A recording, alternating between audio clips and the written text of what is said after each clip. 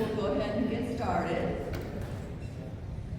Thank you all for coming today. My name is Alicia Craftsville, and I'm with Nebraska Savvy Seniors, and we are appreciating that you've come here today, and welcome. We do have a couple of housekeeping things we just want to take care of before we get started. First of all, the bathrooms are right out the hall, and you're welcome to, go out there whenever you need to and take a little break.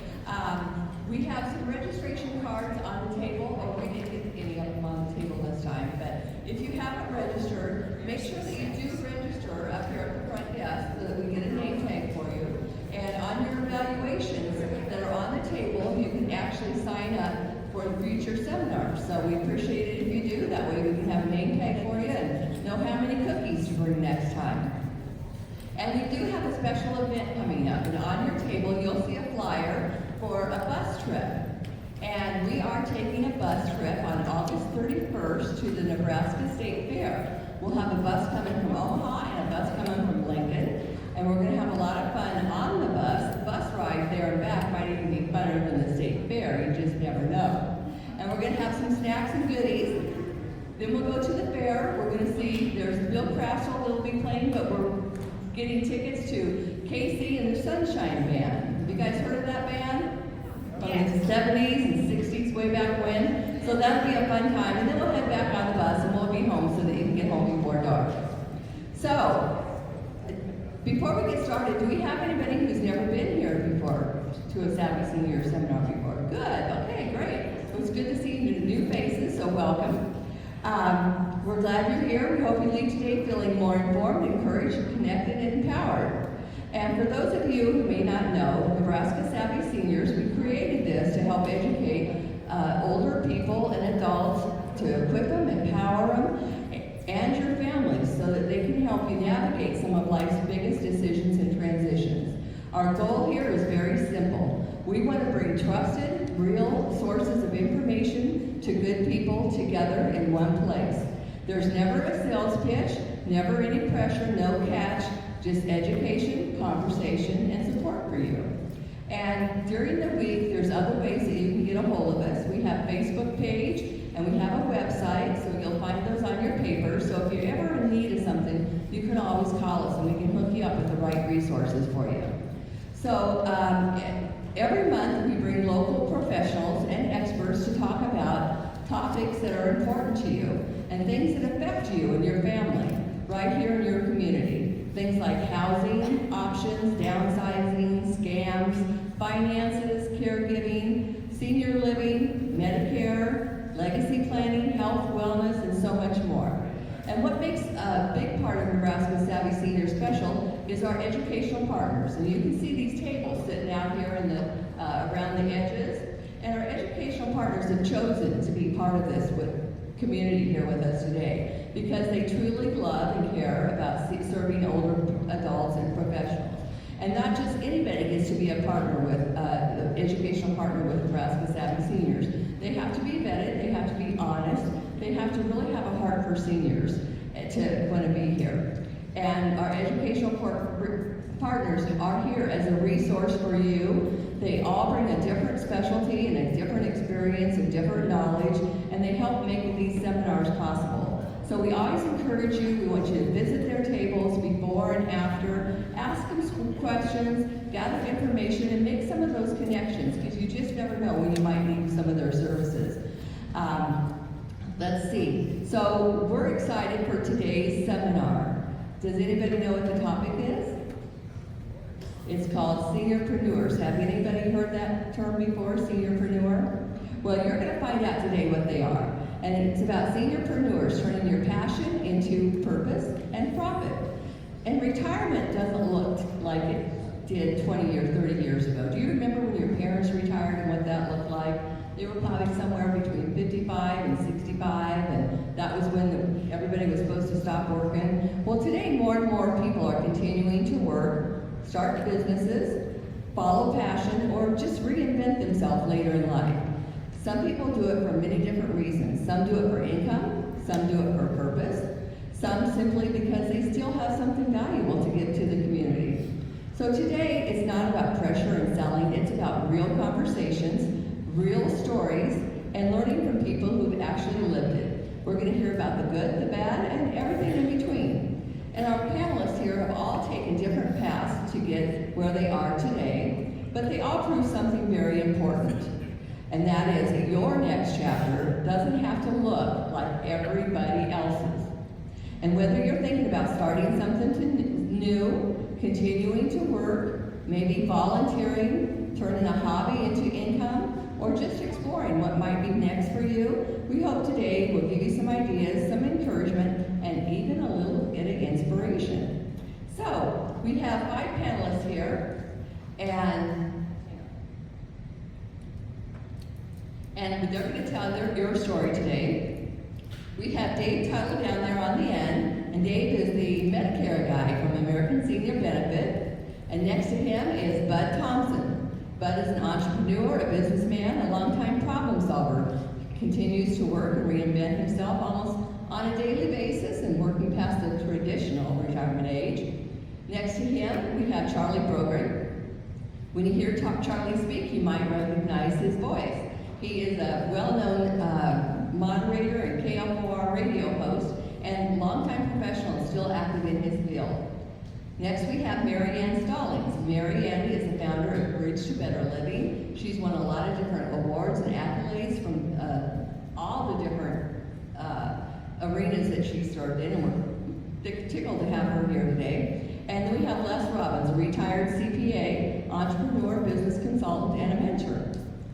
And I'm just going to have them pass the mic along, and I want you to just tell a little story, each one of you. If you want to start down there with Dave and come down, about what got you to where you are today.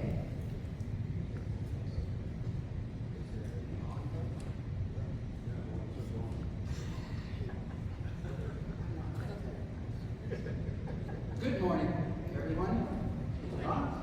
Okay, great.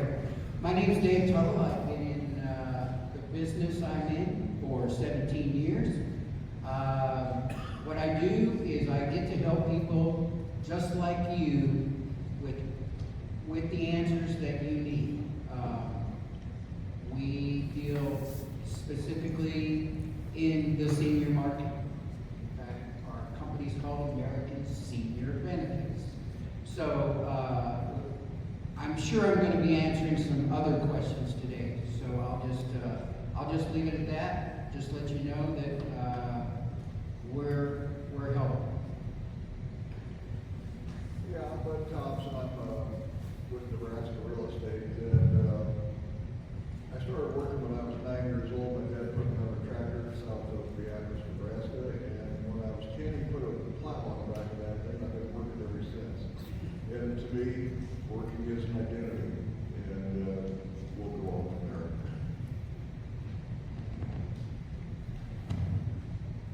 My name is Charlie Brogan. Well, hearing check. And I make a bang everywhere I go. I started in radio in January of 1969, and I've been working continuously in radio since then, and have no plans to stop until I have to.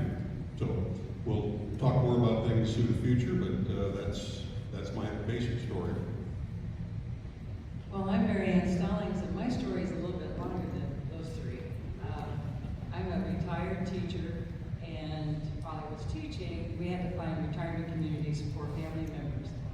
And every time we had to travel that road to find the right community, we either find the right one financially, but not physically, or find the right one physically, but not financially. And so it was a very frustrating process, and so I got to thinking that maybe there had to be a way to help people go through this transition. And so the last year and a half of my teaching career, I first took a course on how to write a business plan, and then I started doing research. And one of the things I wanted was to make sure that it was a free service for our clients. So in order to do that, I would have to contract and get agreements with all the different retirement communities. Well, I was the first in Omaha and Lincoln, and so I had to come up with reasons why we were a benefit to all the retirement communities. And so I came up with 5 reasons, and over a period of time I've ended up with that contracts with all of them in Lincoln and almost all of them here in Omaha. But what we do is we sit down and we find out what our clients need socially, physically, medically, and financially. And then we're able to narrow down those communities that meet your criteria. From there, we set up the appointments with the marketing people and the retirement communities, and we go with you to make sure that all the amenities, all the services are transparent. And then we can go over the pros and cons after we've done all the touring, and follow up to make sure that quality of life is what everyone wants, and hopefully we find that for everyone, because every community has its own personality, and it has to match yours, not mine or my other consultants, but it has to match yours. So 16 years ago I founded Bridge to Better Living, and so it's been very, very worthwhile. We've loved every minute of the way and helping people. Hi there, I'm Les Robbins. I took the road less travel. When I was 13 years old, I knew what I wanted to do in my life, which is kind of unusual. I wanted to be a CPA, and that's what I did. Grew up in Lincoln, went to University of Nebraska-Lincoln, got a degree in accounting, started public accounting. I was in 3 different accounting firms over a 20-year period of time. And I call it right before the turn of the century, I got out of public accounting and started doing entrepreneurial adventures. I've done real estate development. I really like real estate is what I really like. Some of you people here, I'm sure, like real estate too. That's been really good to me. I've built assisted living communities, owned a 24-hour-a-day truck stop, self-storage, contractor-based, variety of different projects I've done, and I've built all of them from scratch. And so I've done a lot of different things. Now, at this point in my life, it's time to give back and mentor. That's why I'm here today. Mentor other people. You're never too old to start a business. And so if someone wants to start a business, I can sort of help some of the aspects of that. But I'm here basically as a resource today to help you to grow your lives. Great, thank you all. Okay, well, Charlie is gonna get us all started here. He's gonna get this party started and warm everybody up, since he's used to speaking. Charlie, you've had a long, successful career. At what stage do people actually, at a stage where people usually step away from work, you're still actively working. What keeps you going? I mentioned that I started working in the business of radio 57 years ago, and along the way I've done a lot of different things in the business. I've been on the air, I've sold advertising, I've managed radio stations, I've managed the air staffs, and I've owned radio stations. And along the way, I picked up a list of things that I really do like to do, and a list of things that I really hated to do. I hate to fire people, I hate to have boring budget meetings, I hate to fix plumbing, things that have nothing to do with the actual performing and creating programming. So when I approached retirement age, I just told myself that I would keep working until it wasn't fun anymore and didn't want to do the whole thing anymore. I finally retired from the 9 to 5 at the end of 2023. And as I evaluated what I wanted to do, I just made a list of everything that was still fun. And I made another list of things that I'd always wanted to try. And as a result, I began doing narration audiobooks, number one. And in 2.5 years, I have 45 books that are available on Audible now that I've done. And I've gone into other things like soundtracks for videos. I'm currently working on a video for my high school for their once every 5-year all-school reunion. Last year I did a video for a family that it was a genealogy video going back to their relatives coming from Ireland in the 1840s. And I just do kind of all the interesting things that I like to do. I continue to work for the radio station on very part-time basis, basically servicing clients that I had fun with while I was working full-time. I do things like MC the annual Veterans Day Parade. I MC'd my 18th annual state Christmas tree lighting at the state capitol this past December. And I continue to do commercials for a couple of clients that I sold advertising to for many years. So it's just a variety of things, but it amounts to deciding at the point of retirement what I really like to do, and just continuing to do that and wrapping that into a business. Several things I do, I don't get paid for, but I enjoy them. And as a result, my days are very busy and very full. Great. Well, Mary Ann, you built a business that could probably run itself now because it's very successful. So what leads you to continue building and growing it yourself at this stage? I enjoy every day that I go to work, so it has been very fulfilling in that way.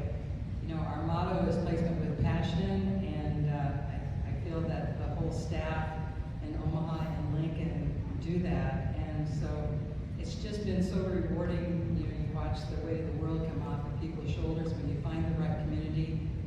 You see the smiles, you get the hugs, and you know, the long-time friendships. And those have been so rewarding over the last 16 years that, you know, every morning I just like to get up and continue to go to work. You know, starting a business when you retire does have its problems, it does have its challenges. You know, when I was doing the research, I found that Colonel Sanders was 65 when he started Kentucky Fried Chicken, but he had been turned down over 1,000 times for his recipe before he even got started. So, you know, when you're starting a new business and when you're retired, you've got to realize that there's going to be some bumps along the way, but, you know, you'll find a way to get over them, and you just keep beating the streets and meeting people, and it's, like I said, you know, our motto is placement with passion, and it has just been very fulfilling. Great, thank you. Well, Les, you've had a successful career as a CPA. Do you all know what a CPA stands for? Why don't you tell us, Alicia? We're at church, Les. Certified pain in the... Okay. He even has a t-shirt that says that this is my older brother, so I get away with calling him that. But you have had a successful run as a CPA. What made you decide not to fully step away and instead move into consulting, entrepreneurship, and mentoring others? CPA stands for Certified Public Accountant, for anybody that doesn't know that. Anyway, she can get away with that because I've known her longer than anybody else in this room, including her husband. So, I was always intrigued by entrepreneurial type businesses. I mean, as a CPA, I would have clients come in talking about their business ventures and thinking, you know, maybe that's something I could do someday. I never really had the guts, you might say, to do it. Once I stepped out of public accounting and stepped away from that safe, secure environment, I started looking at ways of making money and things. This was 30 years ago. I saw different needs in the community and things that we could do.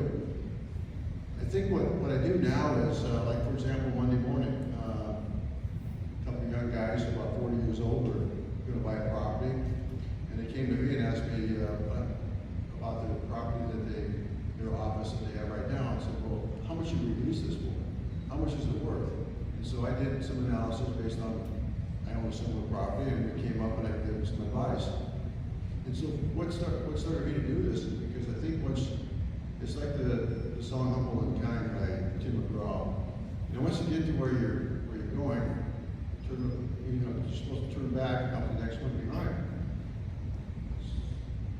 To me, that's the whole thing about what we're trying to help you folks. If you're thinking about starting a business or trying to do something, I mean, it's kind of exciting to get in business. Mary Ann will attest to that. I mean, it's kind of scary too, because you can lose money or you can lose sleep, you know, one of the two. Or you can make money and have a good time. You can provide a need for somebody.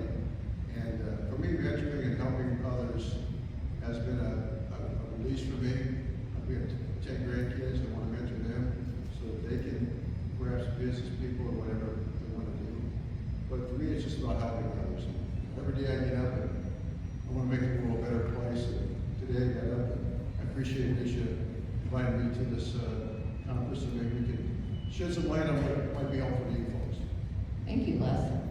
Well, we're going to talk to Bud now. Bud, you've continued working and reinventing yourself beyond traditional retirement age. So what does active retirement mean to you personally? I don't believe in retirement. Mike, can you hear me now? Can you hear me? I gotta get closer? There I am. My wife's back there telling me what to do again. Yeah, okay. Incidentally, we're pushing 56 years this summer of being married. So, like I was saying, I really don't believe in retirement. Like I said, I've been working since I don't remember when I was a little kid. Never stopped working. And it was always a part of my identity, you know, and ego. And I will say, I'll confess to saying that nowadays I look at it as maybe some denial.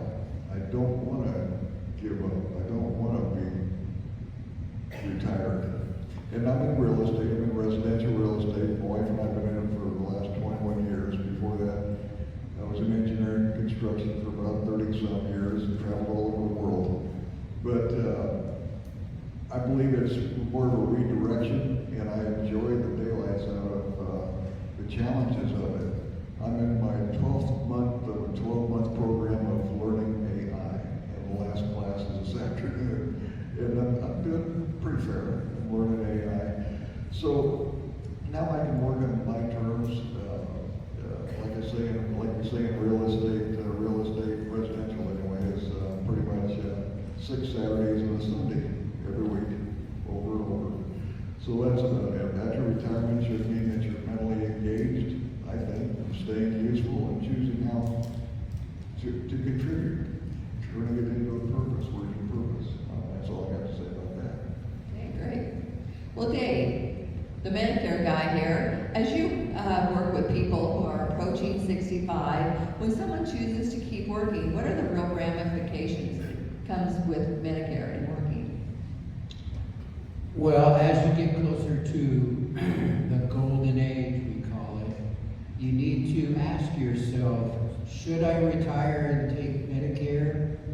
Should I not retire, still take Medicare? Or should I forego Medicare at this point anyway and just keep working? All of those are valid points that you should think about, especially as you get closer to 65. As you think about it, you need to take into consideration and really take a serious look. Once you turn 65, that's the time you should look at what you have, look at what's available to you, see which one's better. Because, I'm the youngest one on the panel, believe it or not, and I'm still going to work. I love to work. And I know the ramifications of what happens if I do continue to work. And a lot of people, they just say, well, if I'm 65, I got to retire, or I don't want to retire, I'm going to stay on my group insurance, which you gotta take the opportunity to figure out that that's the right thing to do. And the right thing to do isn't the right thing to do for just everyone. It should be the right thing to do for you. You need to do some comparing. Yes, what you have is in place, and that's good to go. But is there something better that would financially put you in a better place? So you got to weigh the pros and the cons. You got to really just put pen to paper. And once you do that, you can make a good decision, not just a decision, but a good decision of, okay, this is what I'm going to do, and make a plan for yourself. Because the old saying is, you fail to plan, you plan to fail.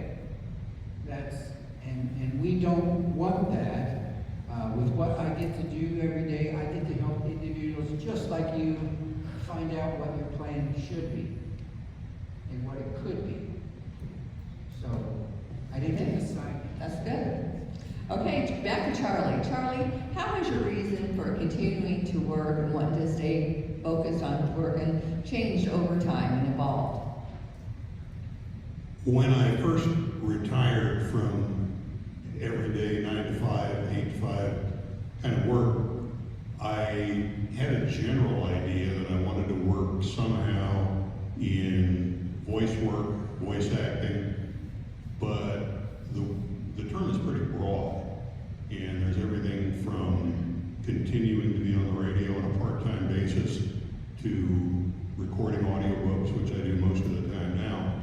And I took a course through a recording studio, which also has an educational subsidiary, and learned things like the insurance needed, the marketing needed, how to set up your business and your business records and everything in addition to the performing aspect, because although they sound similar, changing from being a radio newscaster to an audiobook recorder is kind of like changing from a sprinter to a marathon runner. It's a completely different kind of discipline, a completely kind of different way of going about things, and definitely a different way of using your voice. And a lot of training. It was actually about a year-long training session that I took.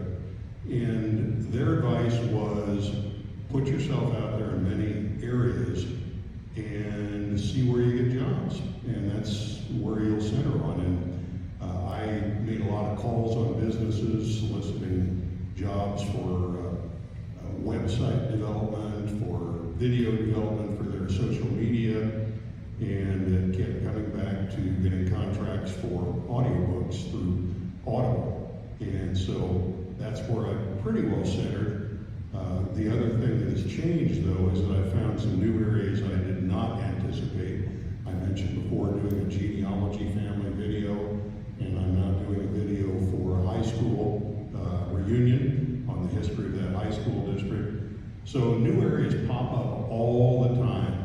And the other reason for continuing to work is that I really didn't know how much work I was going to find. And I found pleasantly that I have a lot of time to go fishing. I have a lot of time to travel around and see my grandchildren's concerts and plays and so forth. And it's all kind of worked out and become a very nice sort of fitting together type of schedule. So I very much enjoy what I do, but I very much enjoy the free time that goes with it as well. Good. Mary Ann, what do you personally find the most fulfilling about the work that you're doing right now? Well, the work that we're doing right now is helping people and solving problems. How many of you out here have long-term care insurance? Oh, good. And how many of you have planned ahead and know what you're going to be doing if you need to make a move out of your home to a retirement community? How many of you know where you're going to go? How many of you put down a deposit in some of the communities? Good. Well, there's some of you. You know, planning ahead is really, really important. And so you never know when you're going to have that fall and you will need to make that move. And so having a choice of where you're going to move instead of calling Mary Ann and saying, hey, we've got 48 hours to find a place. And so, you know, helping people with these problems, but solving, planning ahead is so important. And so I would encourage all of you to do that. Doesn't take much time, but just going and visiting those different retirement communities, finding the personalities, finding the activities that you like to do. Some of them, some of you are introverts, some of you are extroverts, so socially finding that right place is very, very important. And whether it be independent or assisted, because we have the continuums, independent, assisted, memory, long-term care, and sometimes they're all underneath one roof, sometimes they're not. And so figuring out what you want is so important, and that's what we enjoy doing, is sitting down and helping you through all those steps. Great. Les, back to you. You not only continue working, but now you're mentoring others. What does that role mean to you, and why has this become so important to you at this stage of your life? Yeah, I consider myself actively retired. Yes, my wife is probably still working, not working for anybody. What I I enjoy doing is, as I said, like Monday, sitting down with these 40-some-year-old guys that are buying another office space, and being able to tell them, okay, this is how much you should start. Here's what I think you should charge for rent. Here's what you should do. They came up to the conclusion of what they thought they could rent their space for. They decided to keep it, not sell it. I said that's a good idea, long-term investment. Would probably be a good thing if you're able to do that. What I get from that, no money. I mean, I always tell people my advice is free. If you don't like my advice, hire someone that will give you the advice that you want. So very much sets the table right there. I mean, and if I don't like what I'm doing, I just walk away from it. But I haven't had that happen. What I enjoy is sharing with others from my personal experience what I in my training and education is what I feel is important for them to consider going into whether it's buying a building or another business venture. Because going into a business venture is not for everybody. Being an entrepreneur is not for everybody. If it's for you, then we should figure out what it is that you want to do and how much time you want to spend on it, how much capital, how much cash you want to put into it, and what you're trying to get out of it. Because I really think if you find a need out there in the world, something that you're passionate about, you can start a business and do that if you really want to. What I enjoy about mentoring is I get the opportunity to talk to the freshman accounting class at the University of Washington last fall. There's 46 students. For me, that's an hour of sheer joy where I can listen to their questions and try to respond and give them some advice on what they might want to do in their career as accountant and how that can lead to other things that they can do in the world. So I get a lot out of it. I mean, I wouldn't do it if I didn't like doing it, because at my age I had less sunsets ahead of me than behind me. So like all of us, we want to make use of our time and do something that's helpful to others. Great, thank you for doing that, Les. So Bud, what do you think is driving older adults to keep working today? Is it passion, purpose, or income? What do you think it is? I've seen people talk about how life can be decided or divided into 4 quarters. You know, our first quarter is we're growing up. Our second quarter is all about raising money. And the third quarter is pretty much dealing with the responsibilities of your family and your job. And your fourth quarter should be developing a sense of purpose and having a purpose of what you're doing. You know, the income provides security, passion provides enjoyment, and purpose provides meaning. I've made a lot of money and I've lost a lot of money over the years. And one thing you know is purpose is more important than income. The key, it is only about money if you quit. Then I'm reading this, sorry, because it's really good, so hang on a minute, I'm going to read this right. So if it's only about money, you quit. If it's about purpose, you keep going. And you have to have a purpose to drive you. So, that's it. Okay, great. Well, Dave, working can impact Medicare. What are some of the biggest mistakes people make or might make because they don't understand how working does impact their Medicare benefits? Well, don't understand is probably what everybody in here does. They don't understand. Medicare is designed, I'm going to say this out loud, to confuse you. Seriously, it is designed to confuse you. There's changes that are made, there's things that your premium goes up. How many have seen a raise in their premium on theirs? All right? That's what I'm talking about. You got to ask yourself, am I able to absorb this increase or so forth? So, those kind of things are really confusing to the people. There are 2 types of plans you can get in Medicare. One's called the Medicare Supplement, or called a Medigap plan. That's a pay upfront plan. You pay a premium every month to know that you can go to any doctor anywhere in the country and never pay a dime after that. Except for, of course, a little small deductible. The other is called the pay-as-you-go plan. That's called the Medicare Advantage plan. very popular because they give you some extra stuff.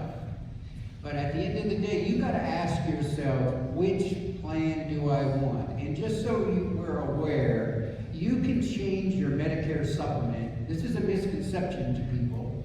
You can change your Medicare supplement anytime during the year.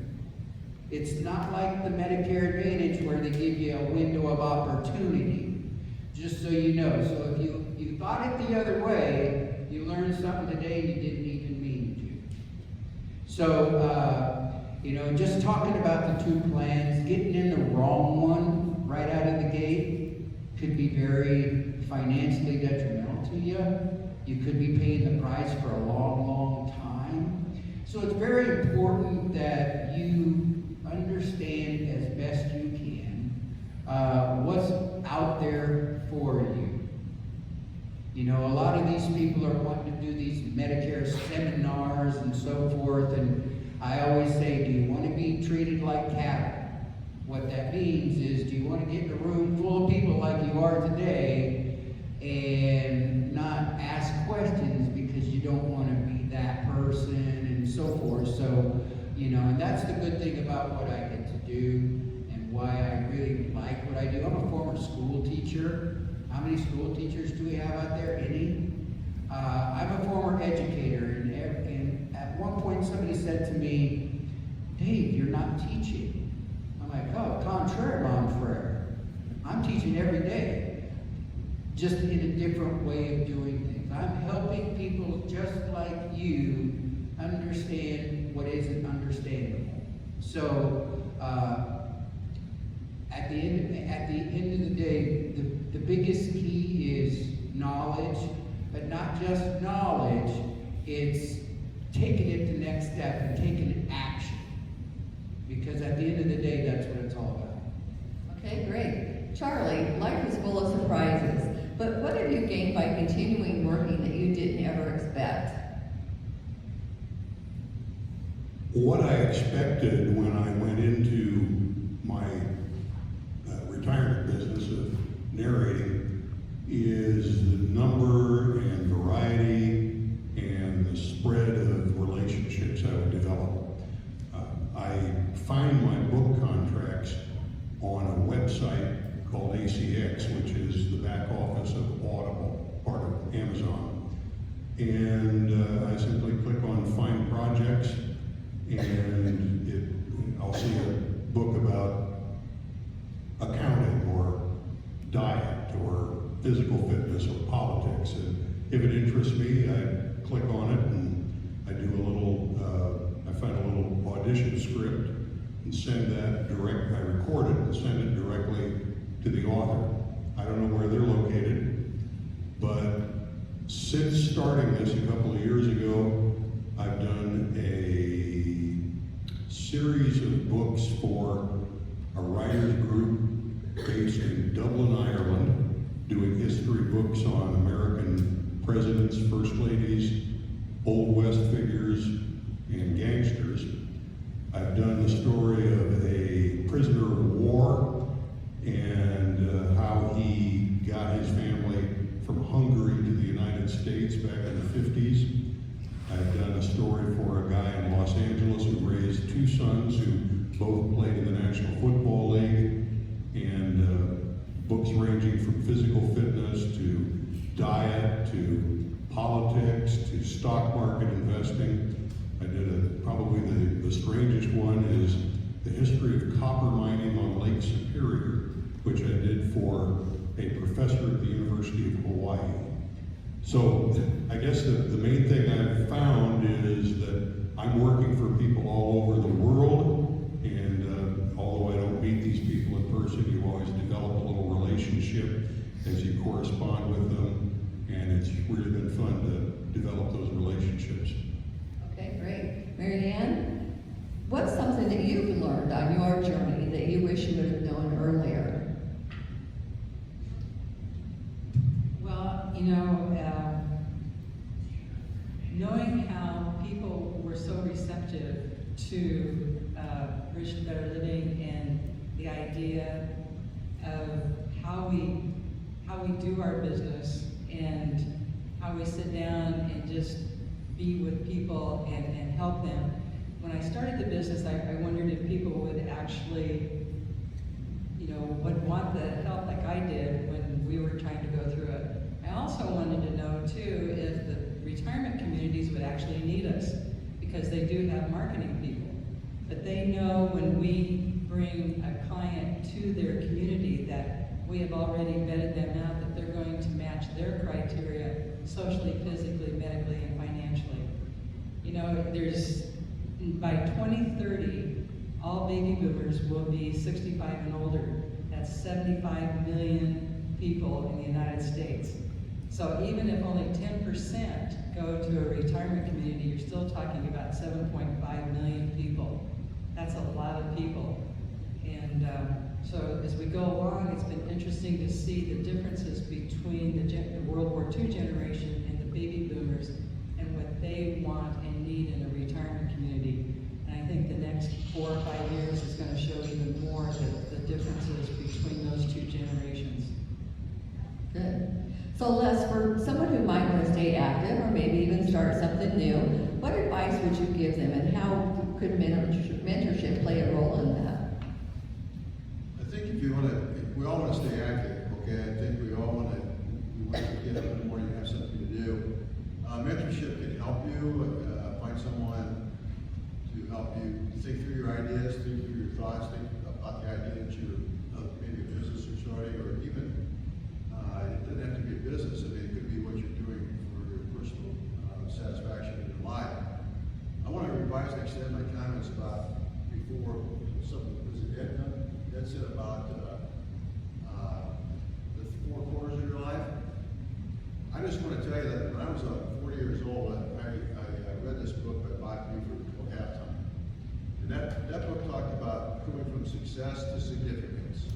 I was 40 years old, I'm thinking I'm about half-time, I got to start doing something that's significant. That's probably the push that I got to get out of public accounting, is to do something that I thought was more significant to the world, because I was writing history books, doing tax returns, doing financial statements, helping people with their business lives, but I wasn't really doing something to me that felt like it was significant at the time. And so that's when I started doing the business ventures and providing jobs for other people and mentoring my employees and other people that surrounded me. So I mean, this ordinary guy surrounding himself with some ordinary people and doing some extraordinary things, you're no different than that. I mean, you're at that point now where you want to do something that's significant to others. And so I think find the thing you have a passion about, whatever it is, and start asking yourself the question, what can I do to enhance the world, make the world a better place by using what I have a passion in? And then mentorship can help you come alongside you and say, well, if you're going to do this, I suggest you do this. Like I said, my advice is free. If you want to call me, I'm free to talk to anybody. My business card says CPA entrepreneur, and that's what I am. I'll never give that up. So if you find people who can help you answer some questions that you might have, financial questions or any other kind of questions that you might have about the project that you're thinking about doing, what you're doing, can help you maybe ease into it a little more with the feeling that, yeah, I'm doing the right thing. And you never know, being an entrepreneur is like a box of chocolates. You never know what you're going to get. And so it's pretty exciting. Okay, well, we're going to take a little stretch break. You guys, how many of you been here for one of Betsy's stretch breaks? We're going to take a stretch break. If you need to go to the use restroom, we've got a couple minutes here. On your sheet, on your table, Betsy has left you some instructions, and she's going to take it from here. Do you have music today, Betsy? Oh, yes, she does. She always brings music, so that's awesome. Okay.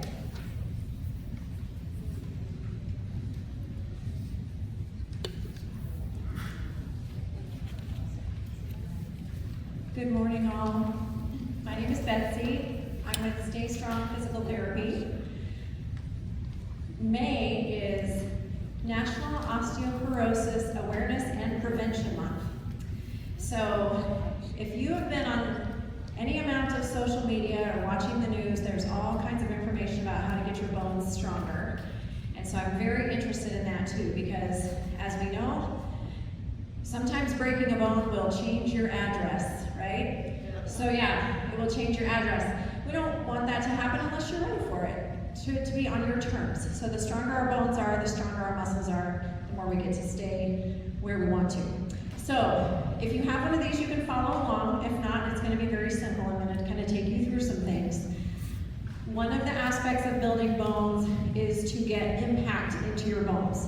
And that means, ooh, is the whole stage vibrating? You guys are being in for a treat.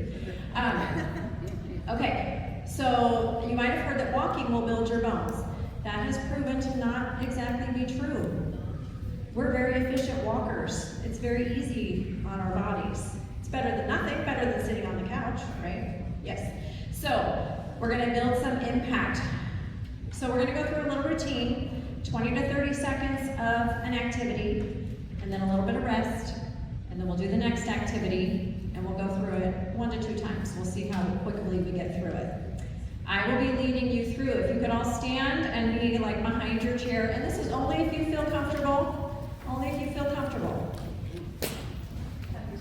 Betsy? I'm gonna get it queued up for us right here. So while we're doing the activity, we're gonna have a little music playing. Music always makes it so much nicer. Okay, we're gonna do heel drops. So you're gonna come up on your toes, drop onto your heels. You should feel everything jiggle. And you can giggle about that, but it makes your bones absorb that impact, which tells them to get stronger.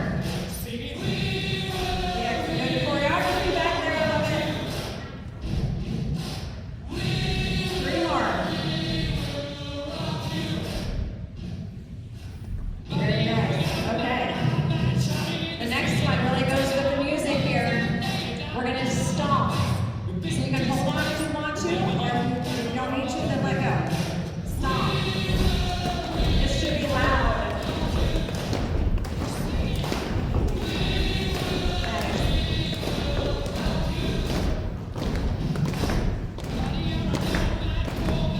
Go to the music. This is nice.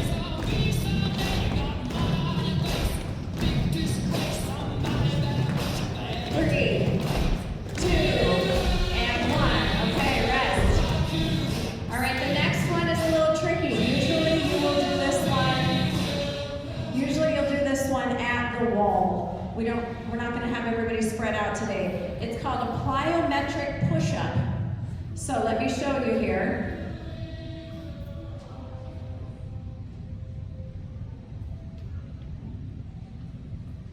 So it's kind of like arm jumping, like at the wall. So you can just do it here. We're gonna hinge forward, go down here, and just push yourself up to standing, real tall. Absorb through your elbows, push it like you're rebounding. It'll feel a little bit different at the wall, but this is what we have right now. We want to keep those wrists strong. So keeping power in your arms is good. 2 more. Okay, next one, we have 2 more to go. Next one is a quick side step. So you're gonna pretend that there's a line on the floor. You might be by a line on the court here. You're gonna stand with both feet on one side, quickly step to the other side, and then back. And keep going. Keep going. Now this is working on our springiness. So we can catch ourselves if we catch a toe. You can hold on to this, hold on to your chair, and you can go a little bit faster. Test your speed only at your comfort level, but this is something to practice at home. And then trying with less hand support if you're ready. Very good. 3, and 2, and 1. Good job. All right, last one here. This is also at the chair if you need it. A countertop works really well at home because it's a little bit higher than these. But in my exercise programs, I'm a geriatric specialist and I teach people how to jump. 70-year-olds, 80-year-olds, everybody. At whatever level they're at. Some people don't leave the ground very well, that's okay.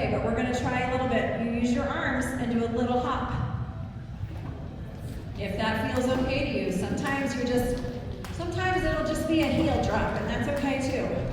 But if you feel like you can do a little hop, you can hold on and do that.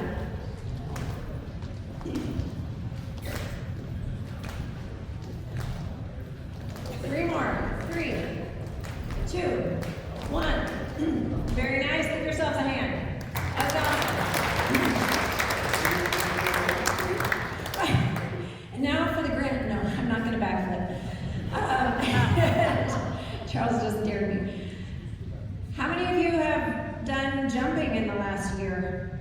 Anybody done that recently? It's been a while. Bud's raising his hand. He's like, yeah. He's also a NASA pilot. Yes. Oh, that's fantastic.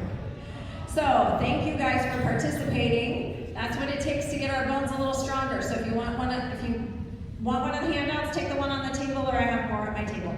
Thank you, Betsy.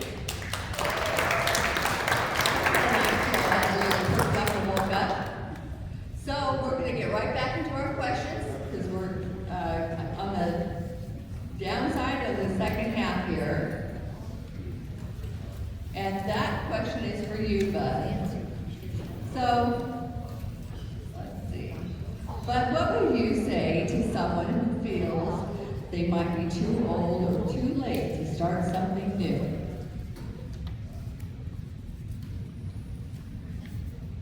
I say, quit thinking like that. You know, what is it, aging is supposed to be when you slow down and you lose relevance? In reality, age brings perspective and wisdom and treachery, right? So you don't lose value when you age, you actually gain insight, right? So we need to take advantage of that. Don't cut yourself short or sell yourself short. So experience, we've got a lot of experience in real problems. We've used better judgment and risk at risk. We have stronger relationships and networks. And we have less ego usually and more clarity and we're more humble. So youth may be full of energy and exuberance, but I still think wisdom wins out at the end of the day. I get a real bang out of working with younger real estate agents and keeping up with them. Keeps me young. Okay, great.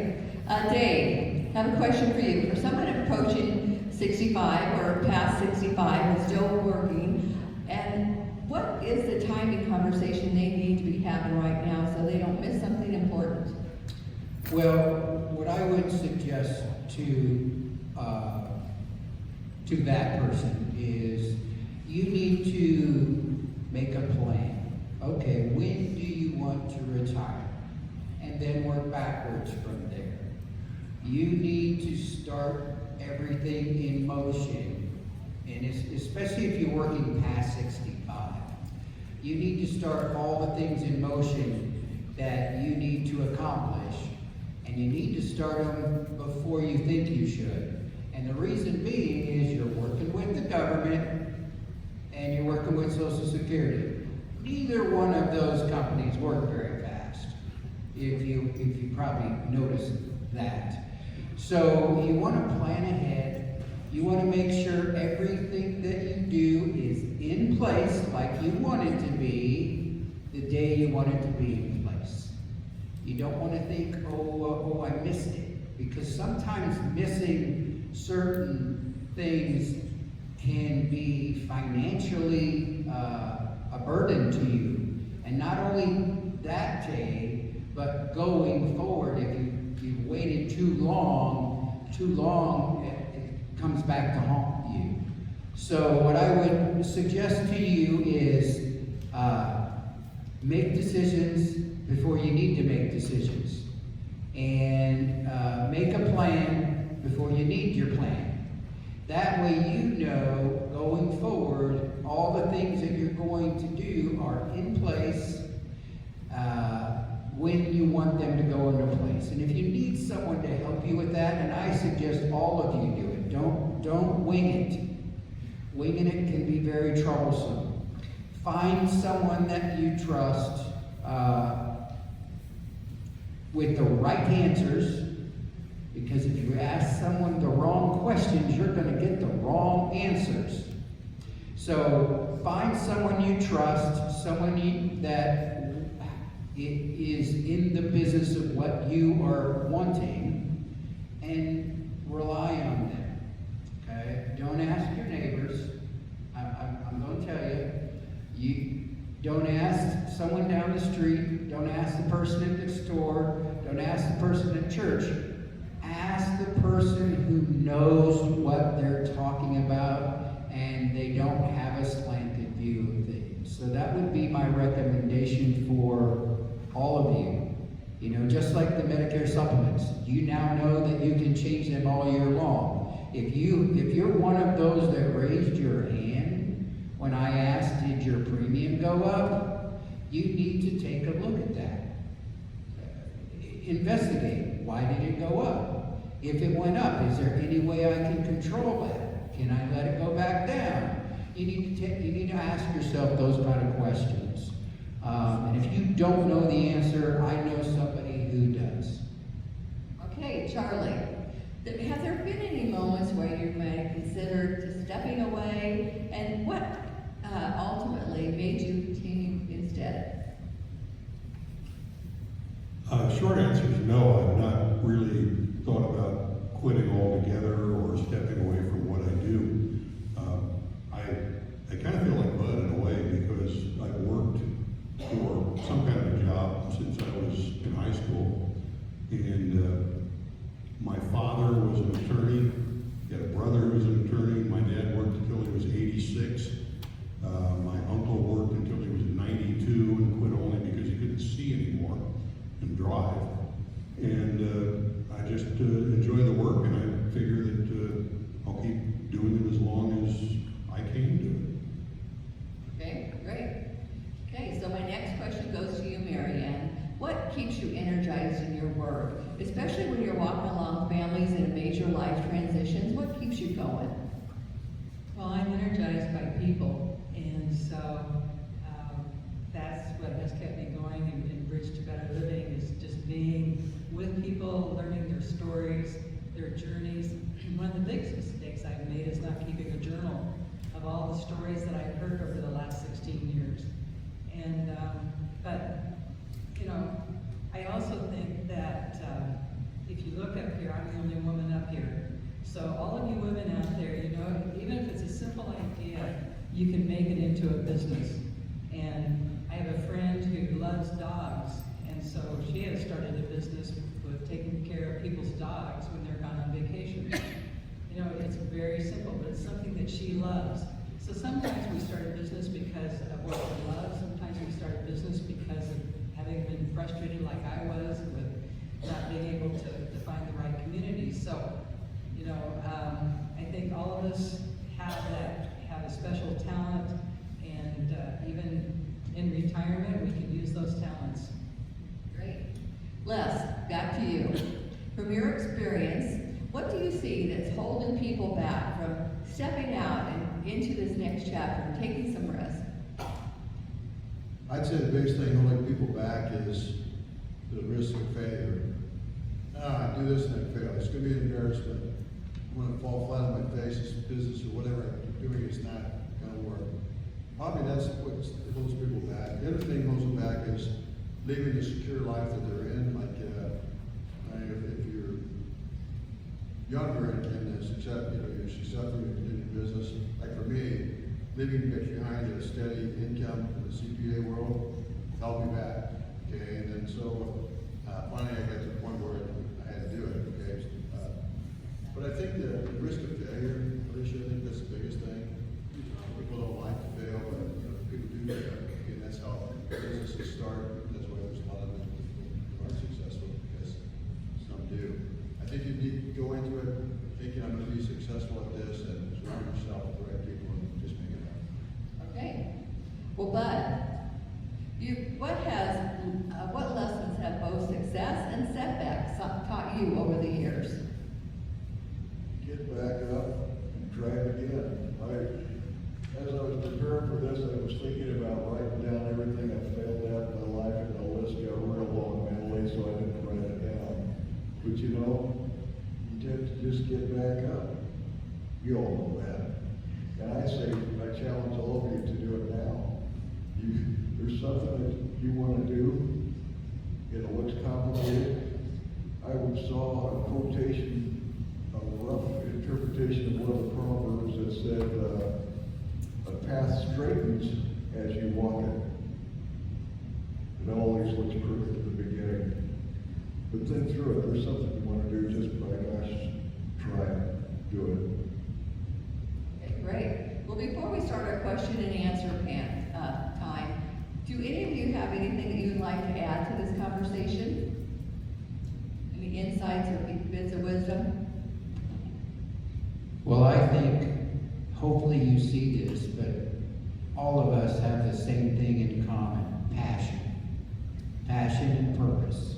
And I think you can take that, into your life going forward, passion and purpose. And we've been talking about starting businesses here, and the title Seniorpreneurs kind of indicates that's what it's about. But I think what's really important as we get into this senior age is to be doing something, to have a purpose when we get up in the morning, and have something we know we're going to do that is going to be valuable.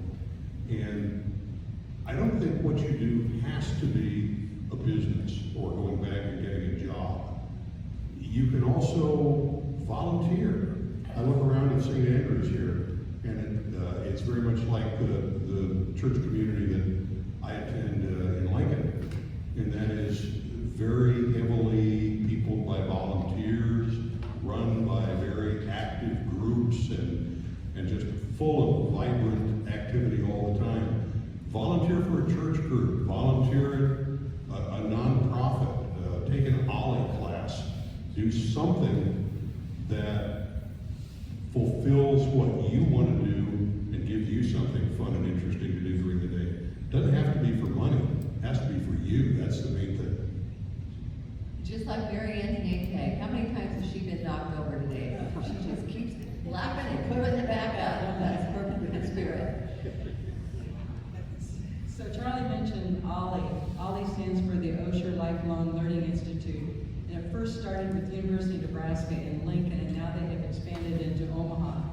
And so if you go in and put in OLLI or Osher Lifelong Learning Institute, you'll be able to find the classes.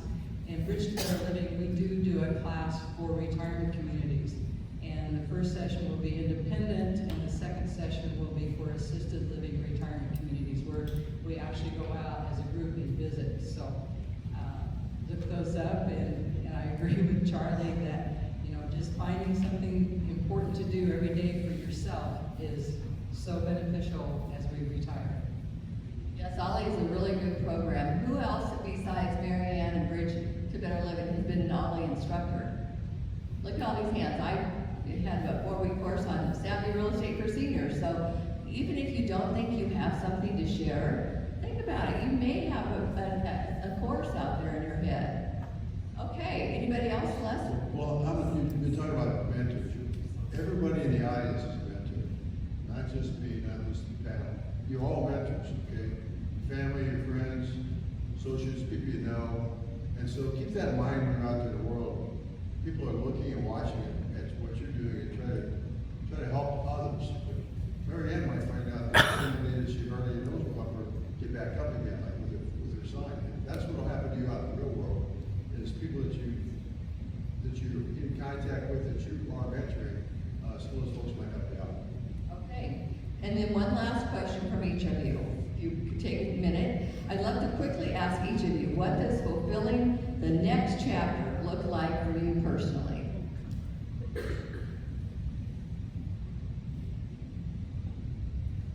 Reading more books and catching more walleyes and lowering my golf score.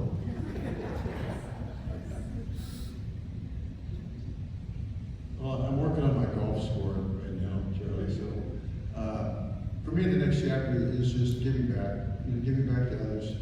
I think that's what it's all about.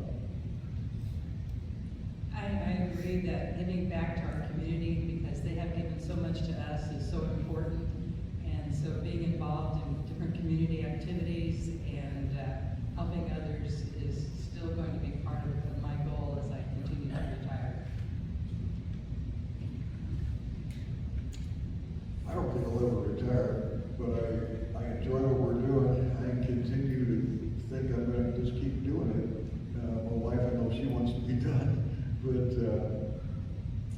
I'm just gonna keep chugging along with real estate. And it's fascinating stuff, it's invigorating, I'll just keep doing it. Well, I plan to work till I'm not working. And because what I do is very rewarding. I get to help people on a daily basis, and that just makes my heart full. And, you know, I don't ever want to quit that. If I can help people and I'm still okay up here, which sometimes I've been told I'm not, I just want to help you and do whatever you can through retirement. Okay.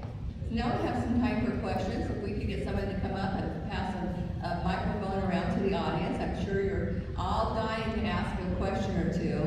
So we'll see how much time we have for questions here. And we'll make sure you get a microphone so other people can hear the question. Hey, who has a question? All right, we'll start over here. This is probably for you.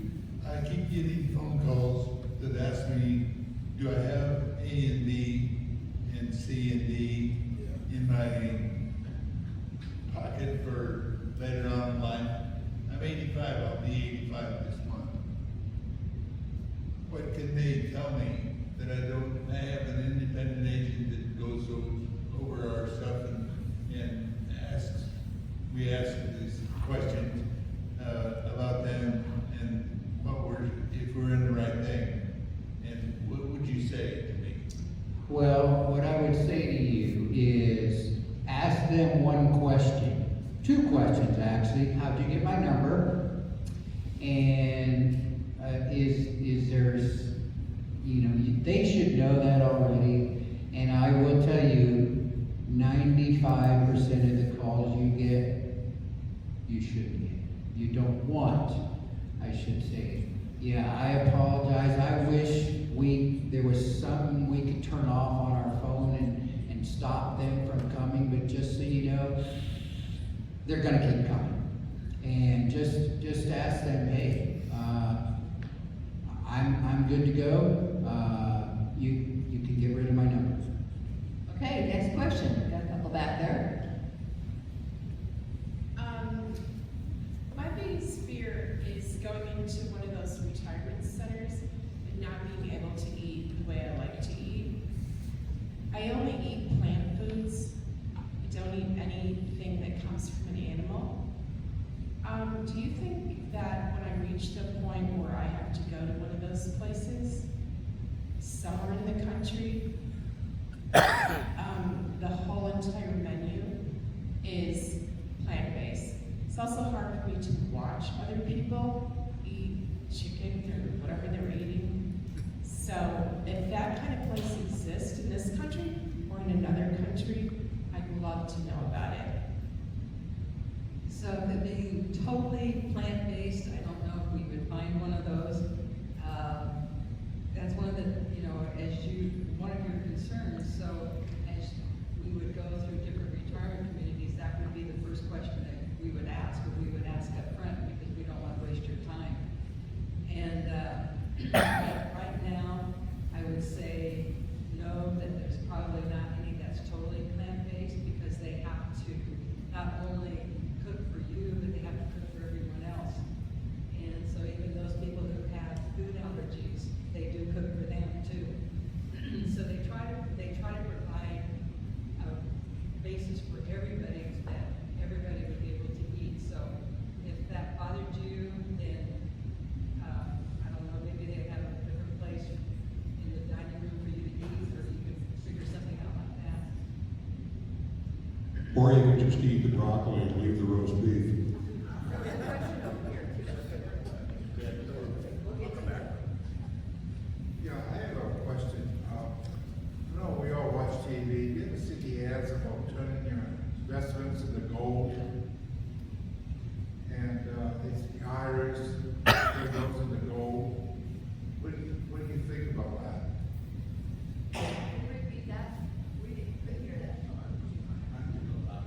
Oh, okay. My question was, you see these ads on TV where you turn your IRAs and your other accounts into gold. What do you think about that? Gold generally never goes down in price, it always goes up. With IRAs, you have a lot of investment options. Gold would be one of them. If you want to invest in that, I guess you need to talk to someone that knows the market. I don't invest in gold. I mean, but if you'd like to do that, I wouldn't suggest putting everything in in gold. But if that makes you feel good and hey, I hold a little bit of gold as a commodity, then I would do that. But I would take a smaller percentage of the whole. Would take all of it. Well, I figured that whoever you're buying it from is making money off you too, so I don't know what the price of gold is, you know? Well, believe me, everything you buy, somebody's making money off you, otherwise they would, so you have to consider that, but just this is a world of people making money off other people and providing services. Anybody else have an answer on that? No? I have two questions. First one from Marianne. Did you say that you charge for your services? No, our services are free for our clients. Okay. And Bud, I have a question for you. Where are you taking your AI classes at?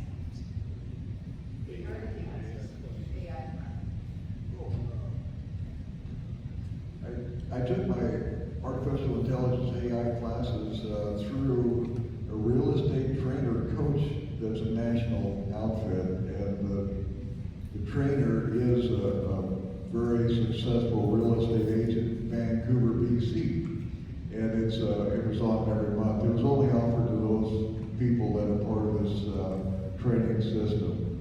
Now I see things all the time where everybody is now offering some sort of AI training.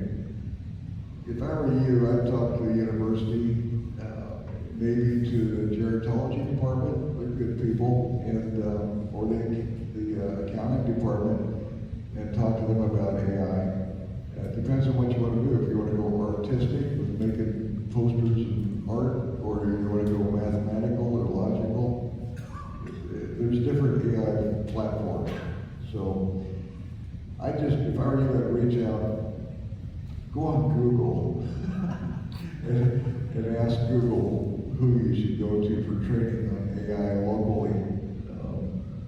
Eventually, you're going to get to the point where you stop using Google and go use an AI platform to ask you questions. I'd say Metro Community College or Southeast Community College might very well have, or Western Iowa Community College might very well have a non-credit class as well. Might want to check their catalogs.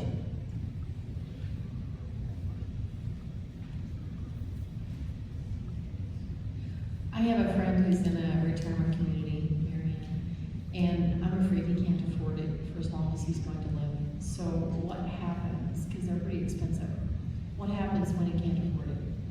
So it depends if they're in independent or assisted. He's in assisted living. Okay, He's so- only 80. Some assisted living communities do Medicaid after so many years of private pay. Other assisted communities do not. So that's one of the things that when we sit down with someone, when we look at their finances, we make sure that wherever they go, they're going to be able to afford it. So hopefully the assisted living community that he is in will go ahead and let them go on to Medicaid when his assets get down to $4,000. And then if not, he'll have to move. And then that's usually skilled care because not many communities will take Medicaid up front. Okay, thank you. The other question I have then is what about the people who can't afford to go in these places? They're pretty expensive, and I would expect that there's a percentage of people that just stay home. Who helps them? Many of the people who do stay home will hire home care companies to come in like a couple of hours, 2 or 3 times a week. And hopefully they can afford that. If not, usually families will help them. And then if they get to a certain point and they need skilled care, then usually they can go into skilled care percentage of Medicaid up front. But I will also tell you that, Medicaid, you need to be, most communities, you need to be able to private pay when you go into that community. I want to follow up on that. On that question is, when we did the assisted living communities, we started around the turn of the century, so it's 25 years ago. That was a driving force for us because our manager that we hired, her grandmother was not able to go into an assisted living because she didn't have any money. So that was one of the things that we started, and we said, okay, we're going to let everybody come in. You don't have to. It worked for us, but it may not work down. Like Mary Ann said, you have to find the right community, but we would let people come in and take the Medicare NIC, because the NIC would be is that we wouldn't get 100% of the standard rate for that person. And we felt like that was giving back at that time in an infancy state of our growth of our business, was one of the things that actually attracted people to us, being able to do that. We kept full, and we may not have made as much money as other people did, but we made a good living off of it. And in the end, I think those beds that might have been taken up by Medicare folks that couldn't afford the full rate, those could have stayed empty anyway. So we looked at it as a supplement. It's just a follow up to that. And one other question I want to follow up on the IRA question, sir. Do you all know that you can take money out of your IRA and make tax donations for it without taking the income? You guys all aware of that? Okay, if you're shaking your heads, that's one thing you'd want to do is, right now, only 5% or 10% of people even itemize anymore. So if you take your IRA money and give it directly to your church or the organization, that's the way to do it. Talk to your tax advisor about doing that. Do we have another question? We have time. One more. Yeah, it's for the realtors in the group. What advice can you give people? What advice can you give to people our age that are selling our final house that don't want to use a realtor?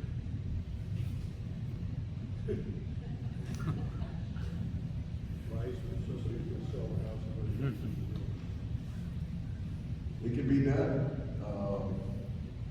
I do see it. The title companies will support you. They'll help you with documents. They'll help you with getting the closing to happen. I am a broker. I'm a licensed broker. You can do a lot of law by going to the Office Depot and picking up the forms. You can do a lot of medicine by watching everybody on Facebook. All the guys who think they're doctors. You can fly an airplane. It's real easy to take off in an airplane. It's very difficult to land it. So, if we weren't valid needs as realtors, we wouldn't have been around for over 100 years in the United States. Yeah, the point being is if we know somebody who wants to buy our house, that we've done half the work already, but we can't get a realtor to discount it by half. You can't get a realtor to help you out? Oh, well, realtors, our commission is totally negotiable. In all cases, whether you're representing a buyer or a seller, it's always negotiable. And I don't want to use the term "you get what you pay for," but you get what you pay for. There's guys. I like flying. That's the only hobby I really ever enjoy and love. But if you were to get on an international flight and go from New York to Berlin or whatever, London, the guy in the left seat in the front has usually got a lot of gray hair. The guy in the right seat has less gray hair and fewer stripes on his shirt sleeve. Everything goes very smoothly. That guy in the left seat doesn't do much. It's when there's trouble that the left seat guy is worth his weight in gold. So you can get a lawyer to do your paperwork for you too. The CPAs are very good at it also. And as far as discounting, it's up to the situation. 3,000 realtors here in the Omaha, Lincoln area. Some are very desperate, and they're rookies, and some are not. I can speak from experience. Someone in this room sold my house. I didn't have to put it up for chance and wing it myself. I don't want that headache, or I did not want that headache. And actually, can I tell them, Alicia, it was you? Alicia sold my house. I didn't have to do anything, honestly. And, you know, it's having the right people in the right places when you need them. Yeah, you could probably do it yourself. Go ahead, if you want to. Or I could probably do my own appendix if I wanted to. Wouldn't be very smart. You know, so I'm a true believer in asking the people and the resources available to me when I don't know what I don't know. And that's important about not just real estate, but about Medicare, about all kinds of things. You're asking the right people the right questions, you're going to get the right answer. So, We're gonna let this guy with blue and white striped shirt, because he had his hand up first for a question. So one more question for you. Yeah. This is probably for Dave, but do you, as an agent for Medicare, do you charge to research for Part D? No, I don't. Because I will tell you how I do it. I make it very simple. And you can make it very simple and do it yourself if you wanted. But then why would you need me? But that's because it's beside the point. All you have to do is enter your medications as you take them, so dosage and so forth. Enter where you get them from, the pharmacy obviously, and what zip code you live in. Once you enter that information into Medicare.gov, it will spit out, here's the right drug plan for you. It'll rank them top to bottom. Seems pretty simple, doesn't it? And it is. And it's probably one of the easiest and simplest things to do. So why would an agent refuse to research it for their client? They don't want to put in the work. They want to get paid, but don't want to work. I love to do it, to be honest with you. It only takes, from what I explained to you, that's how quick it takes. So why wouldn't they? And what difference would your zip code make? The zip code, everything we do, and probably in life, is zip code driven. So, you know, obviously someone in a rural town may be paying different than someone that's not in a rural town. And that's why you have to put your zip code in, because they want to know, you know what pharmacies are available to you. And if you live in a city with over 500,000 people with different zip codes, what difference does it make? I would tell you, to be honest with you, it doesn't make a whole lot of difference. It's a rural, it's how they decipher what's available to you. You have plenty of pharmacies here in Omaha, I promise you. So it doesn't make as big a difference here in Omaha and Lincoln than it would in Beatrice. Okay, thank you. Before we wrap up, Les, can you tell anybody if there's opportunities for mentors, mentorship, finding people who need mentors? One thing I noticed that our young society doesn't appreciate the older mentors, and so I don't know if you have any comments or resources for people who maybe have something to offer, where people find this stuff. Yeah, Charlie mentioned one, teammates is a way to mentor young kids. I mean, I think Charlie's a teammate mentor. I don't happen to be one, but I think that's one way to get a young person in school, a 7th or 8th grader or something, or even younger. They mentor them all the way through until they get into college. That would be a simple way to do it. It's an hour a week is all it is. For me, it's just asking me if someone needs a mentor. To me, they just kind of fall in place for me. People call me and they know that I'm open to helping people, so they say, okay, what can I do for you? So before we wrap everything up today, I just want to thank you again for all your time for being here. And one of the biggest things we heard today is there's no one way to do it. Everybody is at a different stage and will approach it differently. Sometimes its purpose comes through business. For others, it's volunteering, mentoring, creating and helping family, or simply just staying active and connected with everybody. So your next chapter, you want it to look the way you want it to be. And you're the ones that are going to make that decision. And I also want to remind you that your experience does matter, your wisdom still matters, your passion still matters, and sometimes the things we've learned throughout our lives become the very thing that helps someone else. So a huge thank you to our wonderful panelists for being here and sharing all your great information and insight and your honesty. Thank you so much. And thank you to our educational partners for being here and your continued support for making Nebraska Savvy Seniors an experience for adults and their families and their community. And before we do our door prize, I want to make sure that your evaluations are filled out properly. On your table, you have an evaluation. If you could just take a moment and fill this out completely and turn it in, we'll have a drawing for some door prizes. And our seminars are completely free to you, and the sincere feedback that you provide us, it really does help us improve what we're doing and helps us plan for future topics, and we want to find out what is important and meaningful to you so we can continue. Also on this evaluation, you can sign up for future seminars, and if you need help with anything, please put it in there and we will help you find the resource for that. On the back, if you turn the page over, there's a place where you can ask for a free consultation from any of our educational partners. That's one thing that they have agreed to do, to become an educational partner, is the first free initial consultation. And you'll see another flyer on your table, and it's talking about a new radio show that Charlie and I are doing. And we're doing that on KFOR. It's going to be syndicated up here in Omaha soon, we're hoping.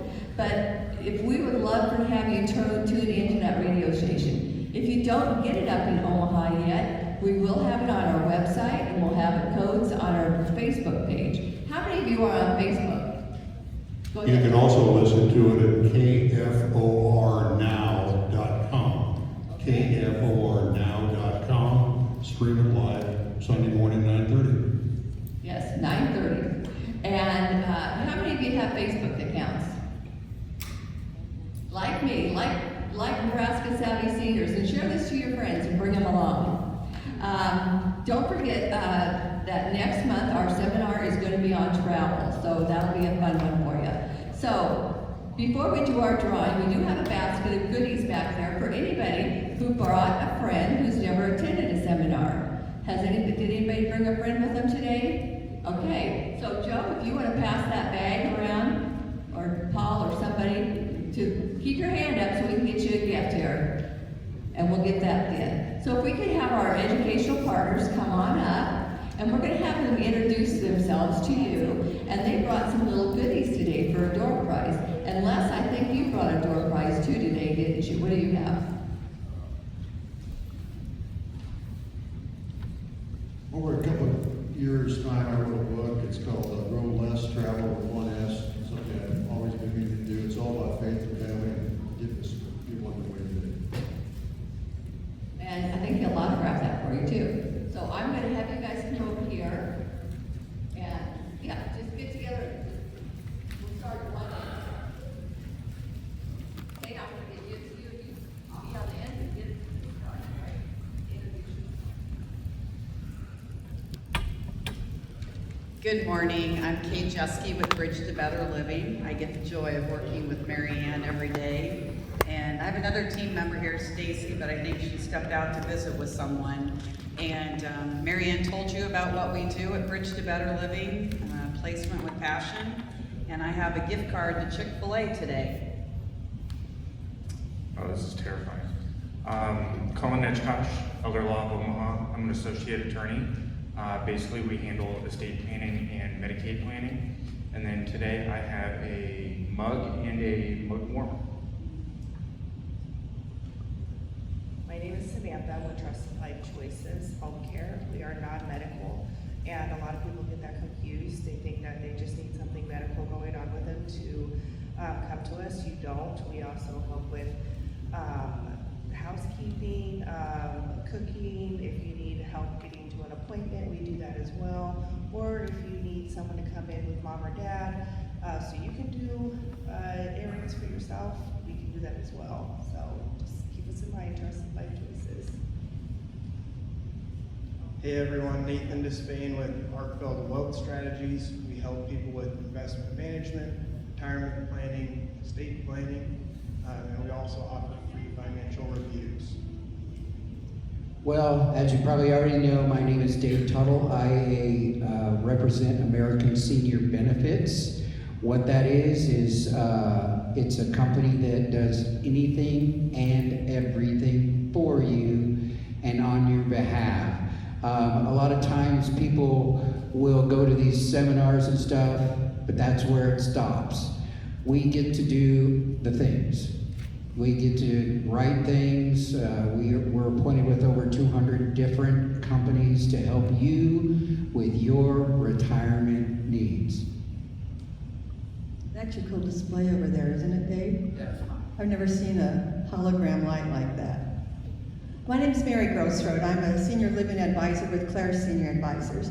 And when I went through my training to become a certified senior advisor, I learned that our last taste bud we lose is the sweetness. As you get older, sugary products mean a lot to you. So that's my giveaway today. It's a bag of sweet treats from Trader Joe's. But what I do for you is I'm senior advisor like Bridge to Better Living, Oasis. I like to meet with my clients, sit down, hear your personal story, learn what your medical needs are, social interests, financial capabilities, and I help you find the right solution to your current situation. If you need something more enhancing than your current lifestyle in your home. My passion is helping people with dementia. My mother had Alzheimer's, died at the age of 68. We found my dad dead in his house the next year. My little sister did. Classic caregiver situation. Back then I wasn't in senior living, so I didn't understand how he was denying his own care to take care of my mom. So if you're living with someone who has dementia, and maybe you are not sleeping well because they're getting up all night long, you're wondering where they're wandering to, or you're afraid to leave them alone. If you're not eating right, if you're eating more convenient foods instead of a nutritious meal, I would love to visit with you. Today, I think the general theme was planning. I heard a lot of the speakers talk about have a plan. If you have someone with dementia, you need to have a plan, whether to stay in your home and bring in care or look at memory care communities. There's over 80 assisted living memory communities in the Omaha area.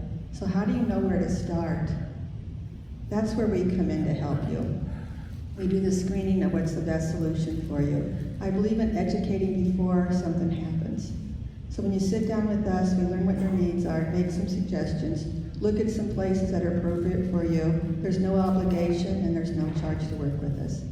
Mary Grossroad with Clare Senior Advisors. If you want to stop by my table over there and pick up my business card, I'd love to visit with you before something happens.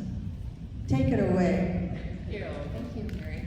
I'm Danielle Knudsen with Oasis Senior Advisors. I'm also a senior advisor and help people on the journey of aging look at different options for housing. So anything from 55 plus through long-term care. I see some familiar faces of people we've gotten to help, and it's really our joy to really help on that journey. We are also a free service to help navigate options. We can also make recommendations for home care, home modifications, this being safe wherever you call home. Today, along the sweet theme, I was able to bring some cookies today, and I felt kind of regal leaving Costco last night with 63 I don't know how many, 500, I don't know, cookies here. So that was kind of a special thing for me to get to provide cookies today. And I've also got a caffeine fuel here for Starbucks in my envelope here today. Good morning, everyone. My name is Casey Haley, and I'm the Community Relations Specialist with Archwell Health. How many of you have heard of Archwell Health? Raise your hand for me. Great. That's wonderful. So we have 3 locations in Omaha. We have one on 84th and Center, one on 90th and Fort. Tiffany over there at the table, she's from our 90th and Fort location, and one on 28th and Ames. We provide primary health care for folks 60 and older here in the community. What makes this different is you get longer appointment times, 45 minutes to an hour every time you come in to meet with your provider. We have same-day sick appointments, easy access. We're right off main throughways and highways, and you walk right in the door, it's entry level, bright colors, and we have an activities space in each of our centers because we're not just focused on your physical health, we're also focused on your emotional and social health. And so today, I brought some adult coloring books and some markers for you because we like to promote hobbies and exercise and education in those activity rooms. And so I thought I'd bring along something that we like to do when you're at Archwell Health. So stop by for a tour and please visit our table. I love all that. Great. I'm Betsy again with Stay Strong Physical Therapy. I brought something to go along with the theme of the Osteoporosis Awareness Month. It's a chocolate flavored calcium supplement. So I have that and a gift card to Hy-Vee. My name is Paul Cummings. I'm with the Nebraska Real Estate Specialist Group. We're a senior focused real estate team. I would encourage all of you to come ask us questions as we're here every month about real estate. Sometimes being face-to-face with somebody is a little bit easier to understand the question, what's being communicated. So if you see us here, you have real estate questions, come talk to us. We have, I'm told in this bag, picnic-related wares, and that's all I know. Okay, so let's get all those evaluations finished and we're gonna go around and get them picked up. Everybody got them finished? Go ahead and hold them up and we will get those picked up. So we hope that you leave, when you leave today, that you do feel encouraged, inspired, and might be thinking about your future just a little bit differently. Thanks for spending your morning with us, and we hope to see you at our next Savvy Seniors. And when we pick up the evaluations, we're gonna call your name, and we're gonna start with Kay's gift down here, and the first name will get Kay's gift, the next name will get Elder Law's gift, and we'll just go down in that succession, okay? So make sure that you check us out on Facebook and check out our website, because all of our educational partners do have a link on there, so you can find them there as well. And we're gonna let our panelists draw the names today. So they're gonna make some friends. Does anybody else still have an evaluation out? Okay, go ahead and bring those up then. Oh, we're still working on some, okay.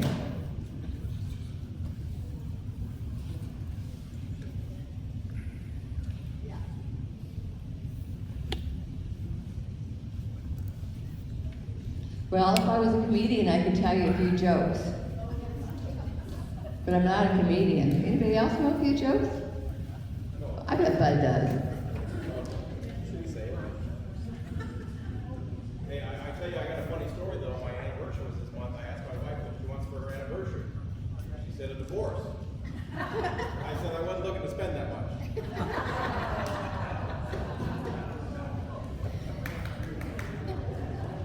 Okay, do we have them all? Okay, we're gonna mix them up, and for the ones that are completely filled out, we will maybe get a prize for you. Okay, so go ahead and turn them over so you can't cheat, Mary Ann. Okay, go ahead and pick one. Who do we got?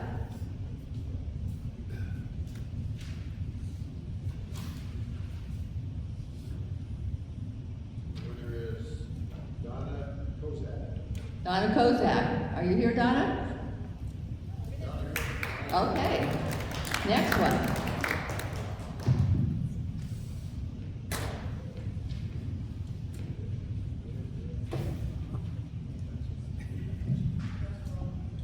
Dwayne Hennings. Dwayne. Okay. Next one.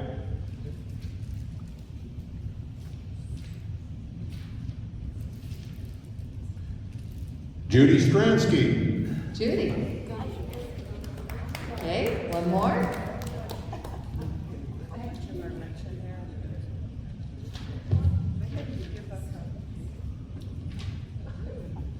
Kurt. Kurt. just curved. Okay, next one. He's not there. So Sam Bennett? Sam Bennett. Okay. Okay. What do we got to do here? Who else feels lucky out there? Okay. Pat Whiteman. Oh, yay, Pat. Oh, she's got the snacks. Follow her out. Linda Walker. Linda, where's Linda? Okay, in the back.